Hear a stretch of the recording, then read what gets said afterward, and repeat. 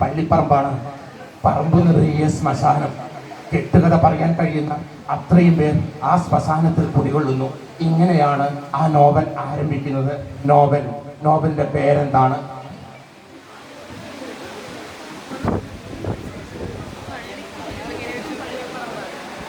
ആ നോവലിന്റെ പേര് വിശാലമായ പള്ളിക്ക് ചുറ്റും പള്ളിപ്പറമ്പാണ്, പറമ്പ് നിറയെ ശ്മശാനം. കാണികൾ കേൾക്കണേ, കതിരിപ്പായം കിടക്കുക.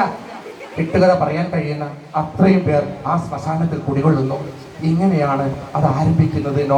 നോവലിന്റെ പേര് പാസ്.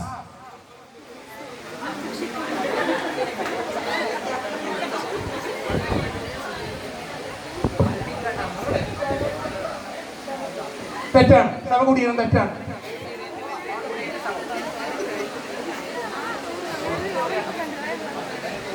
Pass pass.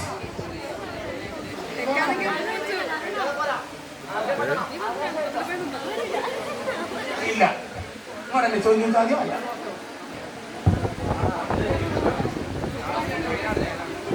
ഓഡിയൻസ് ആര് പറയും? പുനത്തിൽ കുഞ്ഞബ്ദുള്ളയുടെ സ്മാരക ശിലകൾ. ആരും പറഞ്ഞില്ല.